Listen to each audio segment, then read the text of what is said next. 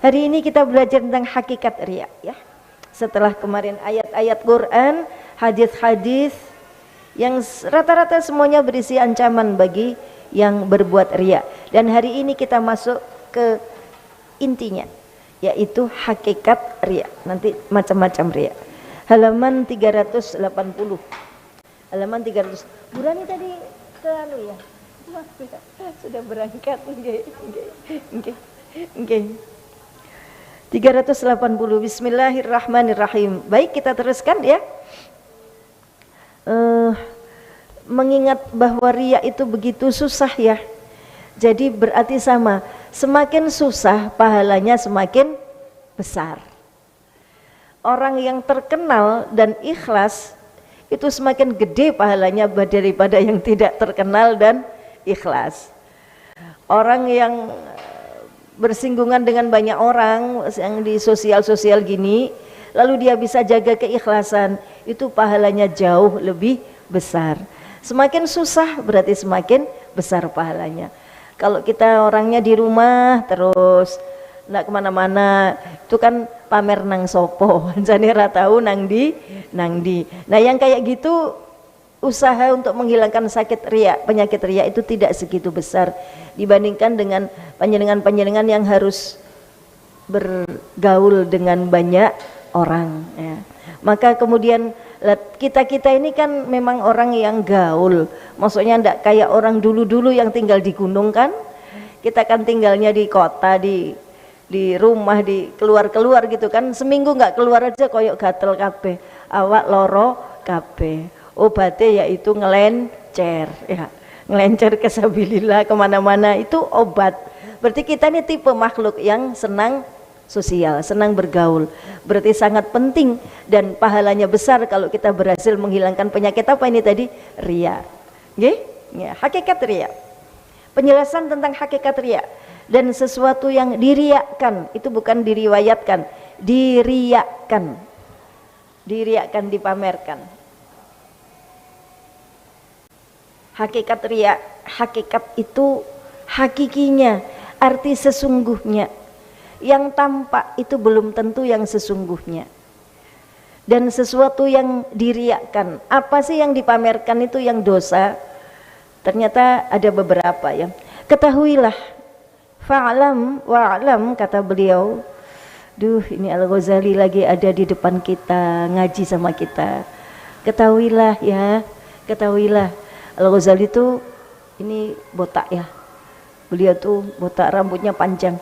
Di akhir hayat beliau rambutnya panjang, nggak sempet potong rambut.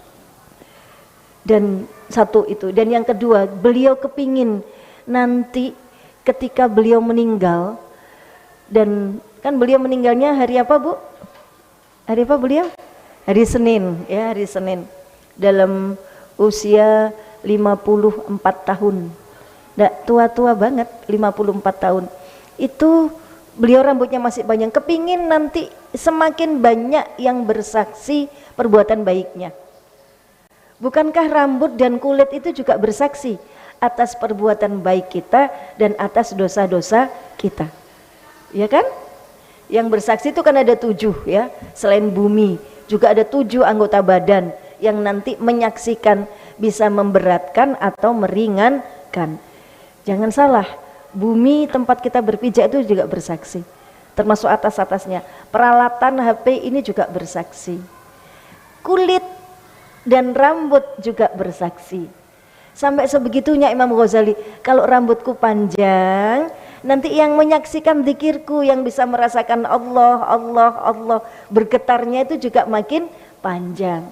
Mereka ini, rambut ini nanti bisa meringankan aku.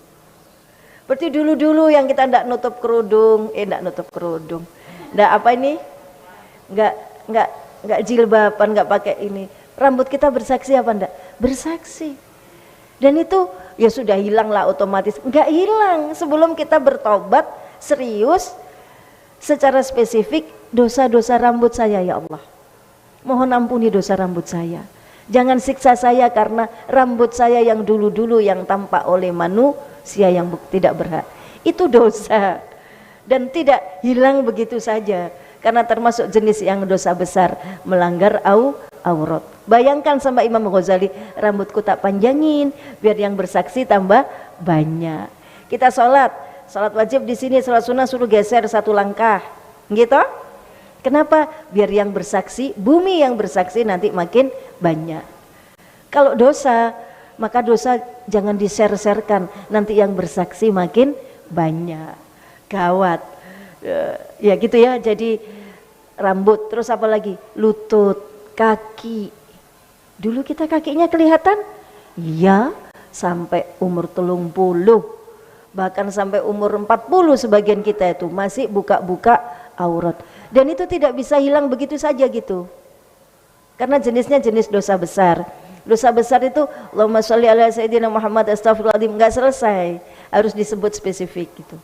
Kayak tadi, ya Allah ampuni dosa mata saya, astagfirullahaladzim, dosa telinga saya, dosa pikiran saya, disebut secara spesifik. Paham ya?